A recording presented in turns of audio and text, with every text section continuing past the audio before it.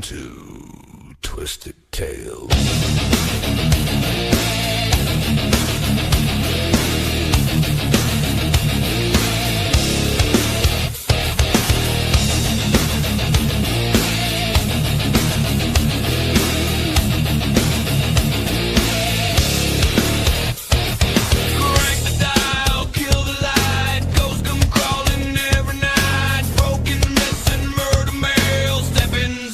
Twisted Tales, hell, blood and bones and unknown trails. Twisted Tales, hell, true got teeth and drags their nails.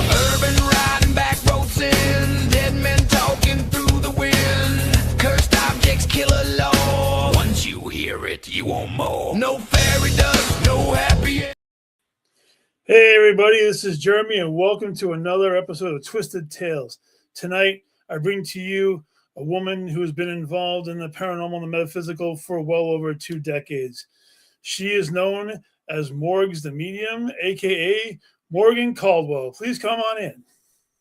Hi, thanks for having me. Hey, thank you, Morgan, for taking time out of your busy schedule to come on the show. I greatly appreciate it.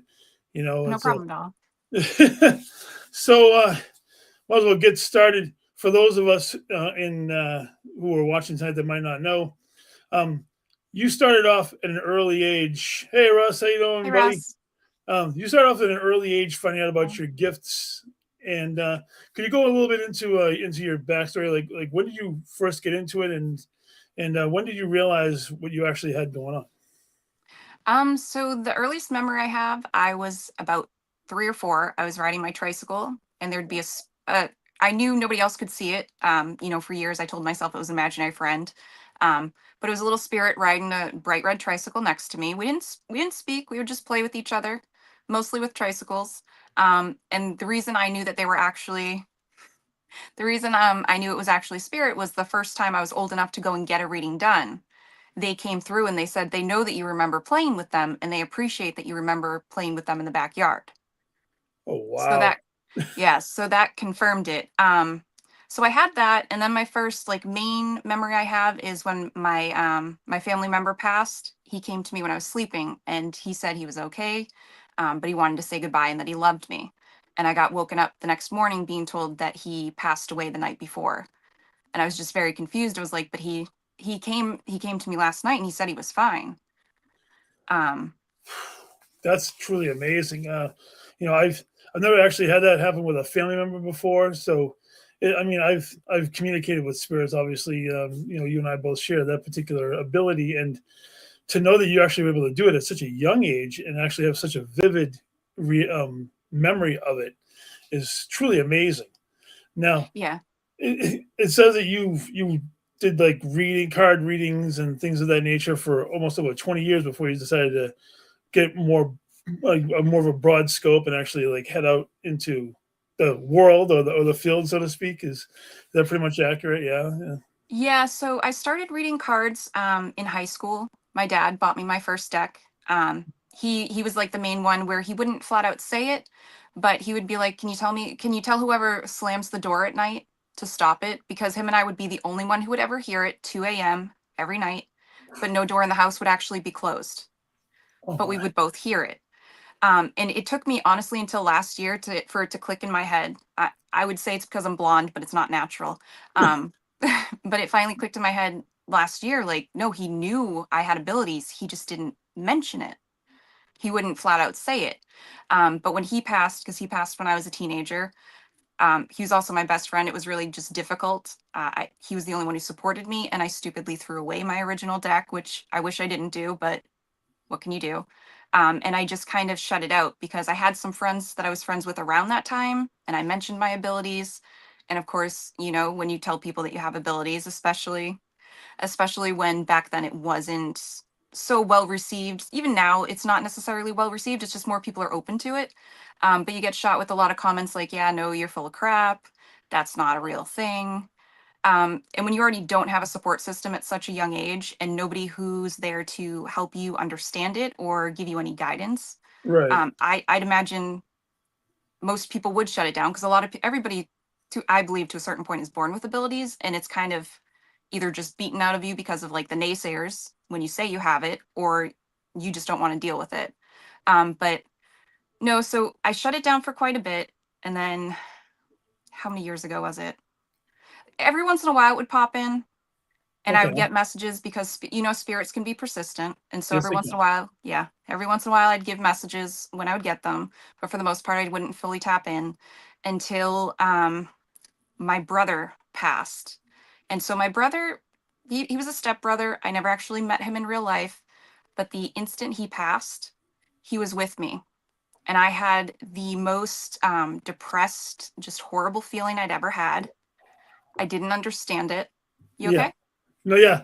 I I get energies that pop in once in a while, and something triggered when you've been talking about this. So that's okay. It's probably him, because when it comes to myself, I don't, unless I'm in like Reiki or meditation, I don't take messages for myself. So I apologize if anybody does do that to you while we're on the No, call that's okay. I don't mind. or on the so it took a while for him to be found, sadly. But the second that he was found, it hit me like a ton of bricks, because everything I was feeling made sense, even though we Wow. weren't close when he was alive Yeah. and he didn't know I had abilities. He came to me in the moment that he passed, and I didn't feel relief until he was found. Oh my. Um, and so I went to his funeral um, for my other brother. And that was the night that he found out that I had abilities, because somebody told him. I wasn't planning on telling him. And I ended up, even though it was about a week since my brother passed, he came in full force at that table for a reading for my Oh other brother, wow. along with, and their stepbrothers, mind you. And then, spirits piggyback. Then his family, that's no relation to me, came in that I would know nothing about. And I think, Oh, wait. sorry, I've, my memory's a little jumbled, but so That's okay. that kind of like kick-started me back into everything. Um, so maybe like 5 years, but then 3 years ago, I started doing the paracons, and I don't know, something about the paracons. The energy there is so different. Everybody's so open-minded, and coming from a world where you don't have that privilege, Yeah.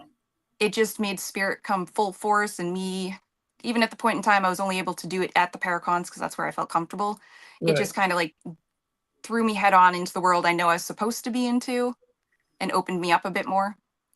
I mean, and obviously you've been involved in it for many years, so you've always had the ability to communicate with the spirits for a long time. And Yeah.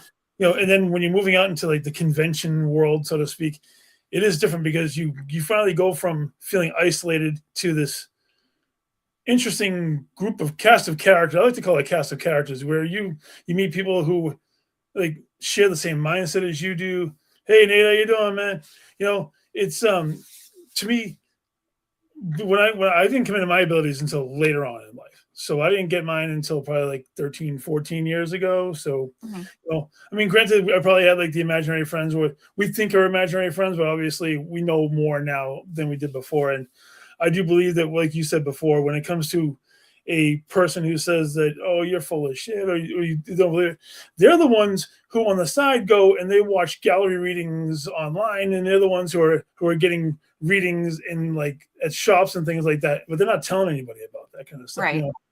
They get nervous because you have the ability to speak to energies and see them and communicate, whereas they're only getting secondhand knowledge. And maybe it's a little.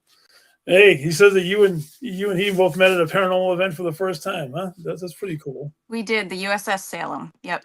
Oh, I love the battleship. The battleship and I have a long history, that's for sure. You Yeah. know, um, so actually, my wife had a really good question. She wanted to know, like, how do you receive message? Like, so when they come to you, how do you see them when they come to you? Um, so when I was younger, they would come to me. I would see them standing there as if they were a living person. Um, oh, yeah, I am. Sorry. No, so when I was younger, and I was telling Nate this, and actually Blaine mentioned something earlier, and I mentioned it earlier in the week to Nate, that I used to see them as like a person in front of me. Right. And with all the doubt and everything, that was the first thing I immediately shut off, because when I was younger, there was times I was terrified because I've mentioned this exact spirit to Nate. I was like, there's a little boy at the top of my stairs. I can tell that he drowned. He's wearing like early 1900s type clothing. I asked for help with different people. Can you help me research it? Because it was the time of libraries. Oh wow. I had no way to know how to research it. We didn't Yeah, have like the internet to look things up. exactly. I didn't get any help. No, just deal with it. So I instantly, that was the first thing I shut off, because it's kind of alarming if you're like laying in bed or you're sleeping there and then you see an actual almost three-dimensional figure just kind Yeah. of standing in your room.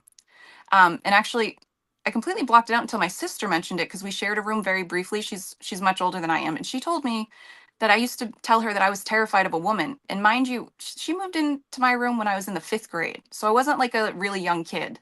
Yeah. And I kept telling her, nope, there's a woman and I don't like her and she won't leave me alone. And I had no Oh, wow. recollection of this. Oh, jeez. That's scary. So yeah, so they used to come as like solid-ish people. Sometimes certain ones, they only show themselves as shadows, but they're Right. still in the 3D world. A lot of the times I see them in my mind's eye. They'll be, interestingly enough, it's like the Wonder Years, how they showed the videos and everything. It kind of Yes. looks like that, or it will be Okay. like pictures that just get thrown at me. Mhm. Sometimes they're just in a dark room. Sometimes there's background. I'll hear the voices. Sometimes if things aren't connecting, or if they want to tell me how they'll pass, they will make me feel physically where it happened. Right. And typically they don't show me what they look like. Yeah, I hope you're doing better, Russ. Yeah, you too, Um, buddy. Rest up, man. Rest up. Yeah. Typically they don't show me what they looked like when they passed, or like physically show me it. But since Mhm. I've been practicing with Nate the past month or so, they're physically showing me that. And I will just say that I would take it as my gifts are elevating, or I'm being more open to being shown different things. Right. But also the main thing I get, especially if I need something to help the other person connect, if my words don't necessarily make sense to them, I get pop culture references. That is my main thing. Oh. The most obscure pop culture references: a monkey on a ship, which Nate swore up and down we were practicing. I didn't know it was a ship. I'm like, there's a monkey, there's a little monkey, just like the Pirates of the Caribbean. He was like, no, there's not. I've researched this. Sure enough, I Googled it. That exact type of monkey was on that ship. Oh my God. After it was like out of commission and they did like dinners or something on there. But my main thing is definitely pop culture references. As you can tell, I'm a nerd. I like all things Hey, got pop it behind culture. me. I understand where you're coming from with that. Definitely. You know. Yeah. But then sometimes too, a lot of it's physical. So I get the physical ailments, but like when I practice with Nate, I will tap into the locations and I will be like, nope, I feel something on my neck. So it's either they touch the neck if the person's hair is up, or if the person has shorter hair, and if their hair is down, they will play with the hair. And sure enough, when he at the end reveals what I was picking up on and everything, it'll be the exact thing. But the other thing I've noticed that I do too is I'm trying to figure out if I astral project when I read, um, Okay. because I physically walk through the location down to the point that I can describe the color of the floor, the type of the stairs. Right. Um, I've described wallpaper on the wall for certain locations. And I've Okay. had one location where I know that they notice me when I walk through, and I'll be Mhm. walking through. They do, Blaine. And I'll be walking through and I will say, there's this one timeline over here, but then there's a completely different period of time over here that this person is here and they don't realize that they're in the same space. Oh, I've encountered that in a few different locations where there's multiple spirits and multiple timelines, and you know they don't know that each other are there, but you can see all of them at the same time, and you're trying to decipher it. It can be a real mind twister trying to figure out, okay, who belongs here and who's coming forward, who's not coming forward. Yeah, I know that Exactly. it definitely feels like that on a ship. There's a couple of other locations that I've been to, and especially in Massachusetts, that have a similar feel to it. You know, Yeah. um, the Murdoch Whitney is another place that has multiple timelines. It feels like, depending on what floor you're on, you can pick up spirits from all over the place. So Yeah. at least in my opinion, you know. Oh, no, Um, you can. I know even just driving down the road sometimes I'll have to take a double look, because I definitely saw a person standing there, but I'm like, I know they're not living, and I look back and they're gone. Oh God, yeah. I mean, the other day I actually was driving to work at like 4 o'clock in the morning, and a spirit actually walked across the crosswalk to go walk down the bike path as I was driving. And I'm like, okay, I'm not ready for this first thing in the morning. I don't need this Yeah. is starting my day. I mean, working in a hospital is enough to deal with as it is, but um, so what the hell is he writing? Because I have a habit of doing multiple locations. Yeah, so Okay. what we do as of late, he's decided to stick to one, but he typically looks at different ones, and I'm like, all right, so this is how you do it. So I'm just going to tell you who steps forward, and whatever spirit is the loudest, that's what I go with, and that's how he's like, okay, I've got the location, go ahead, and then I just give everything that I get. That's pretty cool. It's amazing how you guys work in sync. Nate's told me a little bit about how you guys work on that all the time, and to Yeah, actually have that kind of cohesion is it's really remarkable. yeah. What made you decide to start doing that particular interaction? Was it just something that came up on the fly? Did you guys like figure it out for a while, or was it just something that Um, happened naturally and you just wanted to progress with it? um, so I used to do that. So after my brother passed and I started tapping into it more, Okay. I made friends with people online during COVID. So, they were from different states, but also everybody was basically in lockdown. Yeah. And I would get on the phone with them sometimes. And it was like a witchy group that I joined. So they were open to it. And there would be some of them that I'd be like, oh, okay, do you want a reading? And I would give the entire layout of their house. Their pictures on Facebook don't show their house, nothing. There's been, I would just give a walk down. And I'm like, oh, no, that's interesting because when you're driving to your car, you drive by horses, but you're singing at the top of your lungs. And I'm sorry, your voice is not good. And they're like, no, that is spot on. I don't know. It's just something I've always done. Like I've described people's homes down to their bedspreads, and they're typically the skeptics that I get that much detail, which is always fun for me because they're just completely shook, and I'm just like, yeah, I told you. um, but I wanted to practice because I struggle with the confidence, even though like people pop in, they're like, oh no, Morgan's done a reading. Because I've never had it growing up when I needed it the most, I do Yeah. struggle with the confidence. Everybody does.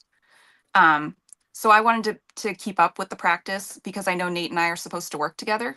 Yeah. Um, and we're long distance, so we have no choice but to do everything over the phone. And why not practice how I astro travel and do readings that way? It is very, very impressive, and before I get any further, I wanted to congratulate you as well as Nate as far as your magazine, Paranormal Underground. I saw you guys made the front cover of that. That's quite the accomplishment, don't you? And It how'd that is. all come to be?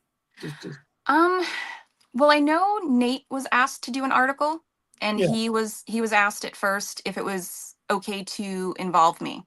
Um, and I said, well, it's up to you. It's your article.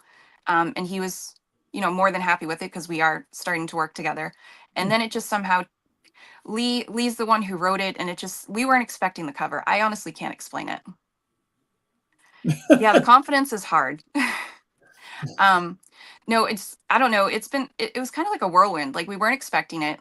We knew that we didn't interview. We weren't sure if it was going to be in the magazine, but we definitely weren't expecting the cover or like the center article. It's an amazing opportunity. We're both very appreciative of it. well, it is awesome. I haven't had a chance to see the magazine myself, and hopefully one of these days I'll get a chance to check it out. But when I saw that, I was like, you know what, that's really cool. You guys actually get a chance to be showcased like that, Yeah, and that's a pretty big honor, I would imagine. it is. So doing public readings and going around and stopping at people's tables, and I know that you like to do that because God knows it happens to me too. Um, do you feel that it's harder to focus in a public setting versus like private? Like if you take somebody off to the side because you get an individual message for somebody because of all of the energies and all the readers and everything like that. Like, how do you feel about like the focus at like a convention? I actually prefer it because it's Okay. loud.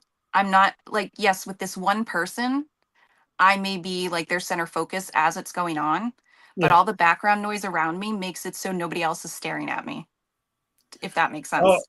yeah. I mean, yeah, not having the focus directly on you. Yeah. I was just curious because sometimes when you're at a show or a convention and you start like and you walk up to a table and you have a message possibly for somebody, but then all of a sudden somebody walks by you and they have somebody on them who wants to talk too, and then you get stuck Oh, thank you, man.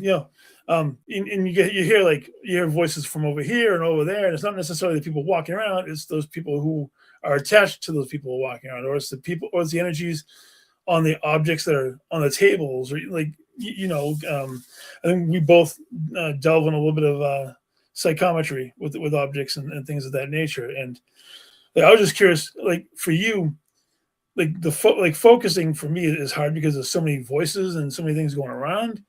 I'm more comfortable on a one-on-one, like private versus, all that extra background noise. So Mhm. it's pretty cool that you actually thrive in a social setting like that. Yeah, especially since I'm actually extremely introverted. I'm so antisocial and introverted, so it really doesn't make sense, but it works for me just because, like I said, I may be that one person's focus, Yeah. but I don't have to feel like I have other I know other people that are within ear range will pay attention, and Right. that's fine, but it's not like I'm the focus of like an entire room. That terrifies me. Um, but no, as long as it goes with the spirits, it took quite a bit because as we already said, spirits can be so persistent. Quite frankly, they can be a pain in the ass. And I do sometimes have to get firm, internally. They can, yes. But I have to get firm, and I will mention it if somebody's super persistent. And if it doesn't make sense, then I'm like, you're gonna have to wait your turn. If you can get my attention, then that's what you can do. But also, which brings me back to the other thing. If it's something that 'cause sometimes I'm sure you've come across messages that sound a little weird, and you're like, that's gonna be so off the wall, it's not gonna make sense, and you may not Oh, want to say it. The thing that I've recently started doing is I'll say to a spirit, I'll be like, yeah, no, I don't know if I don't know how to word that. They'll come back with me with the same message. I'll say, okay, I'm still not 100% sure how to word it. I don't know. Because sometimes you question, is it just me wanting to say this or is it spirit? Because it's right. all internal. It can be difficult to decipher sometimes. And so I will be like, okay, if you come at me the third time with this when I'm in the middle of something else and you just kind of smack me, like with the monkey, if you just kind of mention it again, I'll finally just go with it and say it. But it's the same thing with the spirits too. It's like if this is for you, if this is for this person, you need to keep coming at me. And the other people in the background, I'm trying to be like, well, you need to be respectful or I'm not going to give your message, which may be a little mean. I mean, I could make them line up. I guess I'm not that nice, but I do tell them like, wait your turn. It's the metaphysical take a number. Yeah, pretty much. I envision the waiting room with Beetlejuice at the end of the movie. Just Yep. take a number and just sit there and wait. No, it's to me it's just so hard because you're trying to focus on one particular, and then all of a sudden you'll hear like some really aggressive voice try to pop on, or sometimes they'll even tap me on the shoulder and be like, "Excuse me, I'm trying to get your attention." It's like, "Oh Jesus!" And it must be really. Do you find it hard to like just separate them, or do they tend to listen when you're asking them to Um, technically line up? I guess. I would say the time that it's typically difficult to yeah, like just like Beetlejuice. Like I It's just said, yeah, no, I got the Beetlejuice shirt right there. um the time it's difficult to differentiate is when it's for one person, but spirit piggybacks. Right. And one spirit will say something sometimes, and another spirit, without showing me themselves or making Mhm. sure that I know it's a different spirit, because Yeah. sometimes I don't always hear them. Sometimes I'm just shown things. And if they just jump right in without making it known that, hey, we're just switching gears a little bit, then it can get a little confusing. And sometimes it may cause like a few more things to be told or shown to me for me to tell that person to figure out who we're speaking to. Oh, that definitely makes sense. Especially if you're talking to somebody and you're getting a really good message. All of a sudden, a stronger spirit comes in and just shoves that person out of the way. That's really annoying because then you're trying to find that other one that you were just working with, and then Mhm. and then the new one pops in, and do you work with that one first just to get them the hell out of the way, and try to pull the other one back in, or just in case you might lose. I mean, I've actually had it happen once, so I had to ask the question. So Oh no, no, it's a good question. So if something like just really gets thrown at me, I'll say that. But if it doesn't track necessarily with the spirit I was connected to, I'll say, okay, let me try to connect back to who I was just talking to. right, And then mentally, I'm like, you need to wait a minute because they're not done. Because, like you said, you can lose spirit. Because everybody has to realize that, like people who may not understand, Spirit is spirit, yes, but they're exactly how they were in life, just in spirit. They just don't have the physical body. I So if they don't agree have with that. patience, yep, they don't have patience, they're not going to have it now if they didn't have it then. Even though Yep. you're right. I mean, if you were a good person in life, then you were obviously a good person. And then if you weren't, then you definitely. It's not like all of a sudden you get this epiphany and everybody is wonderful across the board when they cross the veil to the other side. It definitely is not the case. Not at I've all, felt no. it. I felt it in multiple locations where, you know, oh yeah, every spirit is fantastic, and they all want to like walk around with halos and all this loveliness, and it's not exactly that at all. You Nope. know, there are so many earthbound spirits, especially nowadays. Um, I had an oddball question because I was sitting there and thinking about things, and I want to know what your opinion is of the current state of the actual veil, because to me it seems like it's like a bit chaotic lately. Um, I'm trying to It think. seems I don't know. I think I've told you. I just kind of like am always kind of open to a certain point. So I don't know if I've necessarily noticed a shift, but I guess where more people are being so much more open to it and people who typically wouldn't have experiences or say that they believe in it do, there's definitely got to be some sort of shift going on with it where it's either getting lighter. right. Um, How do past life messages come through? Is it similar? uh, no, it actually is similar. So like my past lives, I've walked through them. Just like I astral project, I do mine during Reiki. I've had a couple other people's past lives come up. Nobody's really asked me. I think it's maybe been two people who it's popped up. Okay. And it's basically like it was basically like doing a reading. It's just I saw them in a different time and, they may have looked different. And like with mine, I've literally just walked through certain past lives for a couple minutes and been able to see everything and basically relive a bit of my past life for a few moments. Oh wow, that's pretty cool. I haven't gotten into the past life thing yet, as it's one of the things that I haven't touched on. Everything for I'd say it came really fast for me out of the blue, and it smacked me like a ton of bricks. And I'm fully open, like you say, and the more open you are, it feels like the more is revealed in a Yeah. way. And so, but the only reason I asked about the veil is because to me lately it has felt really thin. It has definitely felt like more energies have been pushing through, especially with all, because seeing that we're just coming off of that horrible, COVID virus only a few years ago. And, Yeah. it just seems like the energy is a lot more intense. And especially, when you get around a bunch of like-minded people like ourselves, it definitely, it feels like the more like clairvoyants or psychic mediums and whatnot that are in an area, the absolutely how intense the actual air can get. Oh, And it's like it buzzes. oh, Yes. yeah, I get that ringing in my ears sometimes. It's like, oh wow, Yep. I think I need Yeah, to step away. there's a couple conventions that I've gone to. Either if I was with Nate or not, I'd have to call and be like, I had to walk out because my ears were ringing so loud I couldn't hear anything. As soon as I got outside to my car, it was completely fine. But I saw Ash's thing. Ash, I would say I wouldn't be afraid to look into your past lives, but I didn't look into mine until I started to do some shadow work. I'm not sure if you've done that yet. Um, but I feel like it kind of goes hand in hand because I know shadow work can deal with the generational stuff, but I feel like it can also tie into your past life stuff. Oh, Sorry, I saw our comment pop up a little while well, ago. could you explain more about shadow work, because I've never heard this before. I'm kind of interested though. So shadow work, it's more like poking. I'm not an expert. Just That's keep that in okay. mind. You know more about it than I do. I just want to. So basically, it's dealing with your quote unquote darker side, your shadow. But in all Okay. actuality, you can't have your light without your dark. So it's a lot of it had for in my experience has to go with trauma. So things that you've been through, whether you remember them or not. And when you Okay. delve into your shadow work, it's going to unlock some things because I started mine with like a journal type exercise. And it would be like, when was the last time that you felt safe? And I'm going to tell you, that's a very eye opening question to think about the last time you actually felt safe. I That's definitely. I mean, physically safe. I'm not really. I'm not Just too worried about that like part of it. emotionally, physically, the safest, the last time you just felt safe. I will tell you, mine, I think was 15, Oh if wow. that, no, but probably earlier than that. Um, so it digs deep. You have to first start with like your youngest memories. in my Okay. in my understanding, my experience. And then once you feel like you've, you know, kind of graduated a bit to go on to your next step, it's your teenage years. I'm fighting the shadow work of my teenage years because I know they're not going to be the best.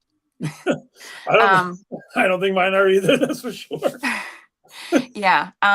But no, it also, in my experience, it deals with a generational curse. Yeah, because it's never ending. Doesn't that suck? Shadow work's never ending, just to prepare everybody.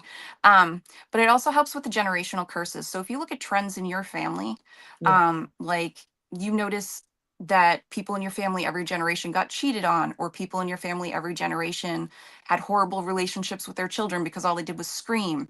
You have to look at that and bring it back to where you were at as a child growing up and how you felt going through these things to then Okay. clear the way, learn from it, but also make it so it doesn't carry on to the next generation of your bloodline. Oh, wow. So That's that's actually the enriching. reason I started. It wasn't for me. I could deal with whatever I was dealing with on my own, but I Right. have a teenager. I probably should have started it sooner, but I was like, nope, now's the time and I got to start it. And I don't want her to carry all of the baggage that everybody else before her just continued to carry on instead of putting their foot down and being like, nobody else needs to go through this. Wow. That's I never even knew about shadow work until I mentioned in the comments. I'm learning something new every single day. That's definitely the best part of it. She's That's actually a way that I read too. I don't like that I read that way, especially if I drink. So if you don't want your dark truths to come out, it is, yeah, shadow work's not fun. It is good though. It is good. But yeah, no, if you don't want your dark things, because I don't look for them. I don't even know what to call myself. Sometimes I say I'm a shadow reader. It's not intentional, but I'll have conversations with people, and their deepest, darkest trauma tends to come up, whether I when I feel it coming up, I will stop myself a bit and I will typically I'll slow my words down and try to be kinder with them than where spirit usually just blurts things out. oh yeah. And sometimes I will say what the actual thing is, but other times I'll just make a sentence. I don't blame you Yeah. about being apprehensive. Just thinking about it and possibly bringing up old traumas from days gone by. Yeah, I don't know how many shadows I got sitting in that closet that I need to Well, have it one. also unpacks the ones that you don't realize you have. Oh, okay, so it starts opening a book, and then you find Hmm. more and more, and it just kind of just unravels from there. Is that kind of Yeah. Yeah. And that's sometimes what my readings do. Because like I said, I will say something that is just a phrase, doesn't necessarily say what I'm feeling. We do. Well, we're gonna look for Bigfoot, remember? So when you guys come next year. Um, nice? but when sorry, I lost track. That's all ADHD good. brain. That and there's I know you keep doing this and now I'm starting to feel things too. So what was I on? I'm so sorry. You're talking about shadow work, and when doing shadow reading. Yes. Thank you. Um, I don't mean to do it, but I won't even sometimes say anything. It's just a generic phrase that I don't fully understand. And that Okay. person's like, oh, you just unlocked something. I didn't even remember this. Yeah, it takes a while. Um, and they're like, I didn't even remember this, but this trauma or that trauma Yeah. happened to me when I was 4 years old and I completely didn't remember. Like, because Nate can even attest to it, the amount of and it's not even necessarily poking at their shadows, but the amount of grown men who believe but are also skeptical that he has seen that I've made cry just because I don't mean to do it. It's just something that happens. So I know that I'm supposed to do it. It's part of my gifts that I'm supposed to share. It's just Right. not a fun one to share. So I like my pop culture type messages that I get versus the other ones, even though I know I'm here to help heal, just as you are. Anybody Right. with abilities that embraces them, that's their true path that they're supposed to follow. It's just I don't always have the sweet fun messages like, oh, remember baking cookies with grandma? No, mine don't always come out like that. No, but you know what? That's okay because not everybody is supposed to give message the same way. Yeah. Because if it was all cookie cutter, then nobody would ever believe what we do. And then to me, this like you said, there's so many people who try to. We need to run this by decon. Where we are going to the vet. the situation. No, Ash and I are the ones running the shots here. We're making all the decisions. Oh God. No, like I said, like not everybody's gonna give message the same way because it's not like a cookie cutter thing, you know. How you Right. see the spirits is different than how I see them, and then whoever else, you know, is gonna see them is completely off the wall, you know. So what made you decide you wanted to get into the actual paranormal investigating part of the field versus So I've always wanted to. okay. Um, I used to. The only ghost show I ever watched was like Adventures, and I'm not gonna lie, I only watched like the first season, I think it was, because the Okay. 2 main episodes I remember are the lighthouse when you see the shadow running up the lighthouse stairs. Okay, yeah. Ghost Hunters, right? The one with Jason Hawes. That's the St. Augustine Lighthouse, right? The one Mhm. that's in Florida. Yeah. Yep. And then the other one that always stuck with me was when he was sitting. I don't remember the location, but he was sitting with an older man, and they Yeah. had a thermal camera, and the man was a medium, and you see Jason blocking the energy, and you see it's like a wall, and then he's like, "Well, you're blocking me. I can't get anything." And he's like, "Okay, I'll let you." Yes, I do. And you see once he lets his wall down, Yeah. just the thermal camera just completely change in his direction. So ever since I saw that, I was like, okay, so what I do, even though people have told me, you know, it's not real, obviously, there I just saw proof, even though I doubted myself and I never necessarily thought it wasn't true. And I Right. always wanted to investigate. I just never had anybody that was interested in it that I was friends with. Nobody Okay. would go out and do it with me. I didn't know how to find a paranormal group near me that I could have joined at that point in time. And then when I finally once, you know, during COVID, I discovered TikTok, people were doing lives. I would practice reading in the lives, and Right. I was being told I was getting things that were correct. And then I learned about a paracon. Actually, Sam's Mass Paracon was the first one I went to. Which one was And, that? the one at the Colonial Concord Inn. Okay, I was at that one too. I've actually been to all of his mass paracons. Oh, Um, really? No, so yeah. I've been to them all since that one. And I don't think I've seen you at any of them, Oh, I was which is so definitely there. I interesting. mean, I'm actually he makes a joke. I'm the only person that's actually been to every single one of his mass paracons. Yeah. I've helped them with investigations on some of them. The Concord Colonial Inn wasn't a bad one. I've actually been there a few times with different people, not just the paracon itself, but I've investigated there with a few different people, and I've actually been there really early in the morning and seen things and heard things that are pretty cool in that place. You know, Yeah. it's a beautiful place. It really is. The It energy in is. Concord is amazing. It is. That was actually my first investigation at his Oh, really? Paracon. Yeah. So that's Oh, how new wow. I am to it. Like, I don't know haunted locations. That's why he doesn't tell me anything when I pick up on stuff. Like, literally, I'm like, don't tell me the name of it. Don't tell me anything. Just tell me when to Thank you, start. Nate. I appreciate that. I think are you talking to me or her? It's probably you. That's okay. No, you know, He was talking to you. I've never actually been a speaker at any of his events. I don't, you know, I appreciate that. I'm actually new to the whole speaking thing. I've done a couple of lectures, but you know, I'm actually enjoying all of that. But Yeah. so Concord was your very first place, huh? Yep. That was my first actual investigation. Nice. Did you get anything on your first trip around, or I did, but I was still so skeptical of myself. So I okay? would get things, but I wasn't necessarily loud about things that I got. But I was also reading some of the haunted objects there. Oh, nice. I was reading some of the haunted objects there, and then I was found online after. We do, Ash. And I was found online after because I was picking up on things um, that were at the table. So I was like reading, but not as much as I typically would read. And then Right. no, I did give a reading. I'm sorry. I did give somebody a reading. It was the first time that they'd ever been read by a medium, even though they were a medium themselves. Okay. Yeah, that location itself has some amazing spots, like the little bar areas up in the front near the front desk. I actually saw a couple of spirits, and they actually clanked glasses together. You could hear the clanking of the glasses together. That was pretty cool. And I know that they're like the main bar area. Then they have the downstairs where they had some of the vendors downstairs, some upstairs, some in the hallways. But Yeah. so that was your first convention and your first investigation all in the same spot? Yep. Wow. And then we have a couple of them that are in common. Like the USS Salem, obviously, that battleship is pretty intense. Yeah.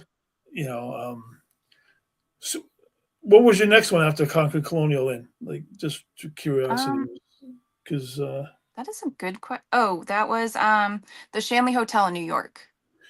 oh, okay, that's a nice place too. Gina and I went there one time. You know, it was pretty intense. They have that upstairs area that was Oh, the women. portal. Yes, oh yes, and they Yeah, actually had, they had the, the women of the night, so to speak, up in that corner area. I actually had some interesting interactions with them up there, and I had my feet grabbed when I was trying to sleep. That was quite an interesting I had a thing man downstairs. standing over my bed the entire time. Wow. But yeah, no, there was a spirit just watching me because he told me because people were doing Estes and the entire night, no matter where I was, they were like Morgan Morgs through the Estes, and then in the portal room, Michelle the medium on TikTok was there. Like there was a bunch of people from TikTok that were there, Oh and wow. she even got on it. I have very few videos on my TikTok, but there's one of her doing the Estes, and it's like Morgan, get out. I'm gonna drink your witch's blood. Get out. And I don't remember if this part is on it, but it's like you're not going to be able to sleep tonight. And he tried to ensure that. I mean, I'm my entire life I've slept with like weird spirits just lingering around. So I mean, it doesn't really phase me. Oh wow. That's that is pretty amazing. I mean, Yeah, like you said, when because we slept in an area that has like a bunch of beds in it. It was like one of those that's where common I areas. slept. The gentleman's And quarters. yeah, I think it was, yeah. And all of a sudden, in the middle of the night, I felt something grabbing my feet, like grabbing at my toes. I'm like, "Excuse me, I'm trying to sleep. I don't sleep well anyway." And then you're trying to pull on my feet. I get it. But I you think don't need feet stuff. it was like a child spirit. It felt like it was Yeah. a child's energy. Um, I also see that you've been to one of my favorite places, the Lizzie Borden Bed and Breakfast. Yes. So I would say actually that may have been my first quote unquote investigation. That was, oh God, like 10, 11 years ago. But the people I went with, that was the first time I showed them I could read cards. I read all their cards. They didn't want to Oh, investigate. okay. So I was downstairs with a bunch of people I didn't know and walked around with them, but I didn't necessarily partake other than just picking up on things here and there, but I didn't use any equipment or anything. So I don't consider that like a real investigation. Right. Well, that's okay. I mean, the Lizzie Borden, we've had some interesting stuff happen at Lizzie Borden. I actually investigated there with Sam Beltrusis. Been there with a bunch of other different people over the years. I mean, I haven't been there since they got bought out by the entertainment company, and they kind of turned it into a little bit more commercial than I'm actually interested in. I'm not really big on like axe throwing at the Lizzie Borden house. It feels a little Yeah. tacky, a little bit. It takes away from the actual like the real spirits that are there, in my Mhm. opinion. Too much flash. I'm not into that kind of stuff at all. Yeah. Oh man. And how about the Wilson Castle? I see you've been to the Wilson Castle as well. Yep. Nope. That was great. So we went there last October with Larissa and Alan Rex and David and Alora. Oh, And that cool. was, yeah, no, and Chris Brown was actually there too. So there was a lot of us all there. Nice. It was my first time being there. It was pretty interesting. We did a neat experiment where Larissa, Nate, and I were each using pendulums to get answers. Yeah. And all of our Nate was using, I believe, his invention he has. I don't want to say the name, so Nate, you might want to text it because I don't want to get it wrong. And Right. Larissa and I were holding them, and the pendulums all answered exactly the same, except for one question, because somebody was doing Estes in the other room, and that's how we were basing it on. Except for one Okay. question about a Richard, and they got no, and I got yes. And at the end of it, I said, excuse me, I said, well, the difference here is they didn't differentiate the Richard. I said, but my father's name is Richard, and I know he's been here with me tonight. Oh wow. And that was the only one that I got yes, and they got no. Yeah, I mean the Wilson Castle. That definitely. I've been there a handful of times, and it has never ever disappointed as far as the interactions. Um, so where in that place, where do you think of the hot spots as far as like where do you have the best interaction? Do you go all the way up to the third up to the third floor where they have the little crow's nest, a little circle area? We did. I could feel energy up there, but I didn't necessarily feel a spirit up there. Um, Okay. yeah, I don't. It was very interesting because some of this I was picking up on a male and a female that just kind of they didn't seem to very much enjoy crowds. Right. but they were the main ones that I was picking up on. I can't wait to go back there because I know it's super active, but the main places that we felt activity, I think, was on the second floor. I think it might have been the captain's room. I think it might have Okay. been called. Yeah. And where all the bedrooms and stuff are the basic area. Yes. Yeah. I mean, I bought these little motion detector things from the dollar store of all places, and I put them out. And these things, you have to almost smack them in order to actually make them go off. I put them on the piano that's in the in the middle of the staircase of the baby piano that's right there, Mhm. and I put them on there. And all of a sudden, we were up on the landing, and we were looking around in the bedrooms. And all of a sudden, you hear those things going off. I'm like, there's nobody coming up the stairs. I didn't hear any footprints. So it's definitely a very active location, at least It to me. is, yeah. You know, but I get a lot of like residual energy too. Like, some of them, they're stuck in that loop where they do the same thing over and over again. Have you encountered spirits like that before, where they're not really knowledgeable about what's going on? They're kind of like stuck. They do like a certain thing. It's almost like on a tape. It's like record. It goes over and over again. I would say the main times I experience that is when I'm doing like the remote viewing or walking through the house when I try to tap in. Okay, that makes sense. That's for sure. So I know recently last year you guys went to the Satanic Temple, Mhm. and that's a place that I've never ever had a chance to actually go into. I walked by it once or twice, but I've never actually gone in. What was your experience at the Satanic Temple like? Um, it was interesting. So when we first, I was fine all night, but the second that we pulled in, I was like, Nate, my head is killing me. I have to take Excedrin before we go in there. And then when the people that were working there started off, they started off by saying that a family used to live there, and there was two girls, and one girl had an accident, but the girl that had an accident, her sister caused, was basically hidden from the rest of the family. So at the end of the night, I asked them, I said, it had to do with her head, didn't it? Because my head's been killing me. And they said, nope.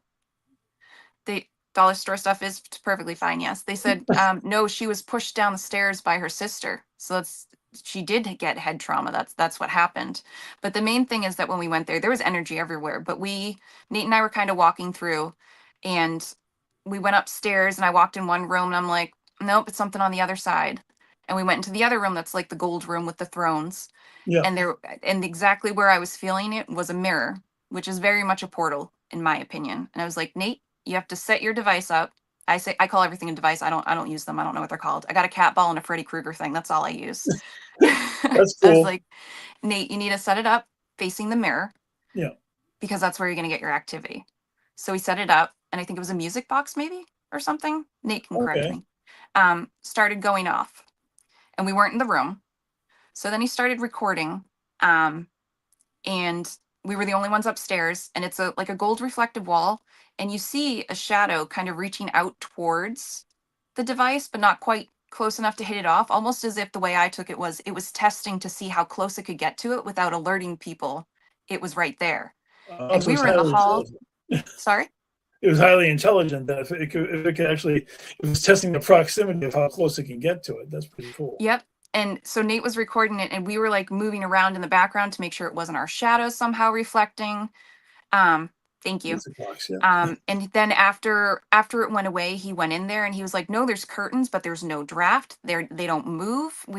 He tried to debunk it every way that he could. There was no way to debunk what he captured. But then also in the same portal mirror, I took a selfie, and Nate says I have to get better. I'm very much one and done. I take a photo, I'm good to go. I move on. I'll look at that photo later.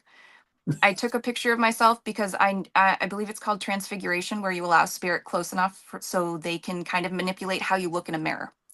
Oh wow. And also you can do it in pictures as well. It's just you allow spirits so close that part of them comes out, so you look like yourself but not quite. And so I took Okay. my one picture, and I showed everybody there that night, and it did not look, it looked like me, but one half of my face, it was completely different eye. And everybody went back in there later in the night, and they were like, how did you take your picture? Well, let me try it with your phone, because I'm not getting it with my phone. And I know a couple people got some things, but nobody quite got the transfiguration where they were on your face. I started racing that past the room with the statues and the two children. Got a little dizzy. Didn't make it upstairs. Yeah, so the room with the statues, with the statue, the energy in there was definitely something. We didn't stay in there too long though because I was being called upstairs. I Right. wanted to go up further, but it was off limits and I wanted to go to the basement since before we even got on the property, not knowing it used to be a funeral home. So it makes Oh, sense I want to go down there, but that also was not allowed to go down there. So, but no, yeah, it was pretty active, and I know the team that was there that was investigating for the event, they were getting a lot of stuff. It's just I got pulled upstairs, so we were up there. that's amazing. I mean, I agree with you. I don't use a lot of electronic equipment. Like when I go to a location, I prefer to use either my dowsing rods or sometimes pendulums, but mainly my own senses. And occasionally I'll dabble with like a spirit board, but that can be a bit chaotic. I've had some interesting experiences with a Ouija board or a spirit board as you have it, and sometimes like at the Hinsdale house, like that thing went crazy, and I don't think I should be touching them very often just because of the kind of energy that I can give out when I'm at a location. So it's like I mainly like to use my senses, kind of like you, like your natural tools, which I Yeah. feel are as good, if not better, than all of the things that turn on the lights and then make all the sounds and the flashes and all that kind of stuff. I think a lot of it's a bit too gimmicky to me personally. I mean, I don't know how Yeah. you feel about that. It's definitely me, you know. Well, I'm very much one. My only tool other than cat balls is very gimmicky because it's Nate. You're gonna have to say what it is. I think a music motion sensor box. That sounds about right. But it plays the Freddy Krueger one, two. I'm coming for you. That's But awesome. it plays it for as long as spirit is touching it. So it will go all the way to 10, but only if they're lingering there that long. Oh wow. I mean, that's pretty cool. I don't know. For me, it's like the portal boxes and the ghost boxes. Like when that thing starts flipping through channels, if I have to hear that for too long and all that white noise, it really distorts my head. As I get a headache and I have to leave, like almost leave immediately because it's too overwhelming.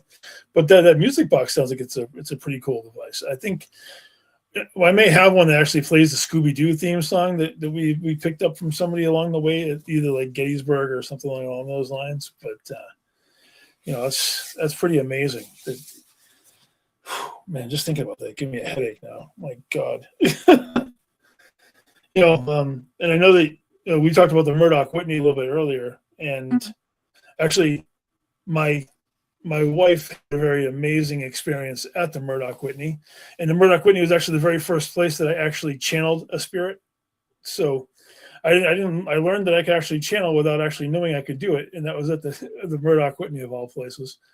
Um, did you have any interesting experiences at the Murdoch Whitney?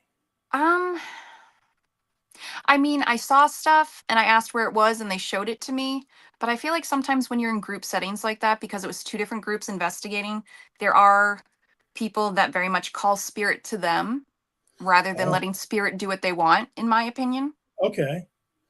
Well, that makes sense. I mean, yeah, there are those who definitely like, oh, if you're here, come to me, and you're more of a natural. You like to let them walk over Yep. and actually have the conversation with you. That's Yep. I'm not going to try to force you or try to call you in. But Nate had an interesting question because we talked about spirit boards. yes. Sorry. Um, so in my opinion, I don't think they're inherently evil. I think first and foremost, it's the intention of the person using it, but also the intention of the people in that area and in that space. But I also believe that, every area has an impact from its past. So if something traumatic happened there, you may have different activity than you would if you're just in, like, I don't know, some happy place that you don't know any, horrible history happened. I think there's a lot of factors, but I don't think it's inherently evil. No, I don't think so either. It's another form of communication. You Yes. know, depending on how in tune you are with the piece of equipment, whether it's a board or the box or the pendulums or the dowsing rods or crystals. I know that you do a lot of work with crystals. You were talking about that earlier. Um, when you go into a location, Mhm. whether it's a paracon or whether it's a haunted location for an investigation, what did you do for like a form of grounding before you actually go into a location? I'm Do horrible. you or do you I not? don't. I don't. Okay, you're as bad as I am. I thought I was the only person who like, whatever happens, happens. I'm cool with it. Mhm. I mean, I know that I need to be better about grounding, just because I know there's a lot of spirits that can use me as a conduit to speak, and I might not necessarily be the best of options. So Yeah, so it's funny you say that. I've only had that happen once, and it wasn't intentional. I wasn't allowing it. It was when Nate and I were practicing. It was the first time a spirit had physically shown me how they'd passed in yeah, recent years. Um, and I was saying something, I was describing the living room, and I don't typically remember my readings, but it was not my voice that came out. And it was specifically when I said the word couch, and I was basically saying there's nothing in here. It's very empty. There's no chair or couch, but the couch was very much a man's voice. Um, and he told me afterwards, and correct me if I'm wrong, Nate, I'm pretty sure it was the H Holmes oh Hotel, wow, and yeah. the person I described right before that was him. Yeah, I would never tell people to use my spirits to use my energy. I mean, they do in a sense when you're reading, but I would never openly offer that. So you don't do any like channeling? Do you ever have any experiences with channeling or? Um, Sorry, I was replying to the comment, but with channeling, I used to do automatic writing. Okay, Um, all of the time, to the point I didn't it was again back like we didn't have much internet, so I kind of taught myself. I would write the question with my hand, close my eyes, switch to my left hand, which is not my dominant hand, and it would write out, but it would always be the different handwriting. And with yeah, people that I connected with that somebody knew that person, it always matched their handwriting. okay, But honestly, I think I may do it more than I've realized, because my father was adopted and we didn't realize until he was very much older. And he had some letters that were given to him later on in life from his birth mother. And I looked at the writing one day, and I've noticed, like, if I'm in a trance like state, even if I'm studying or doing something, my handwriting completely changes. And it's identical to my biological grandmother's, which I find so interesting. oh So wow, honestly, yeah, so honestly, I think I channel more than I realize. yeah, Um, and I've tried, because I used to go to class, and there was one night where we went through this whole meditation where you had to go into like this lobby or something, and you could let spirit come through and talk through you. I didn't like it. I didn't like the feeling. My throat was very like gargly feeling. I had okay. 4 different spirit, because they don't always listen, and if you're in that state, you can't always tell them to back up. That's true, because you're way too vulnerable, and it could cause you some damage. That's for sure. Right, because even just in meditation, a few times I was told that they were worried they were going to have to call the ambulance because I was not coming back. Oh wow. And that's just Okay. meditation. So, Hey, yeah. Michael. So I know that we're winding down a little bit. So where are you heading off to this year? Like, what's your calendar looking like? What kind of events are you heading out to? Um, Nate, are you still in here? I'm horrible. I I'm going with him to events. I know there's a Vermont convention that's coming up that we're going Yep. to. Okay. Um, the event that actually I was also asked to attend with Nate is will be at Broadhead Manor. Okay. So we're going out to that in June, and I always get the name wrong, but I believe it's the Bearded Bash. And it's a charity event. So Yeah. Nate and I will be co-lead investigators with another guest that they're having at the event. That's awesome. Yeah. And then we'll do New Hampshire. I think it's Spirit Speakers It's Convention in that Nate will be Nashua, at. right? I think it's Yes. Nashua, New Hampshire. Oh Yep. yeah, Nate was telling me about that before. Yeah. Mhm. Those are the only ones that I remember, because I just typically just go with Nate. So Well, that's cool. I mean, it's good that you're actually going out there, and you're doing the convention thing, because you said you feel more comfortable being around all those like-minded people. yeah. Um, One thing I love to do, and I'm sure you've seen it before, is I like to do like the Mount Rushmore of horror characters. And I figured, because you have quite the collection of them behind you, what is Morgan Caldwell's Mount Rushmore of horror characters? So this might be a dumb question. How many is that? Is it 4 or 5? Four or five, whatever, 4? whatever you feel. That honorable mention is cool too, but Okay. I will put first and foremost Freddy, because he is my absolute favorite. Um, then I would put Michael Myers, because that's my second favorite. nice. Jason, yeah, Jason would definitely have to be up there. Um, there's so many. I I know would have to say Ghostface, but I'm gonna say not all the movies are worthy of him being up there, but he's worthy of being up there in my opinion. the actual character, not The necessarily character, not not necessarily yeah, all the people who have been under the mask. right. You know? Just the character. Like the second one, I may not be a popular opinion. I don't know. The second one's not my favorite movie. Nothing beats Yeah. the original, You but know, I enjoyed the story through like the first four, and then like it kind of petered off. After, I mean, I haven't seen the newest one. I've heard everybody complaining about how they think it's completely awful. But oh, I haven't seen it. oh, Nate says he wants to give honorable mention to the Leprechaun. So You know what? Sure, because my kid likes the Leprechaun too. So and why yeah, not? we'll add Because the yeah, St. Leprechaun. Patrick's Day is next week, so it definitely proves that you can give the Leprechaun as Well, yeah, and my favorite of his, I guess, would probably be Leprechaun in the Hood. well, that's a pretty funny one. Yeah. That's for sure. You know, but Morgan, thank you very much for coming on with me this evening. I know that the hour went by really, really fast, and I appreciate everything. And I'm looking forward to. I'm sure we'll see you at a few events going on this year because I definitely plan on making the rounds as much as I can. And you know, guys, thank you very much. This is Morgan Caldwell. I'm Jeremy Cotter. This was Twisted Tales, and we'll see you next time. Gwen, take us home.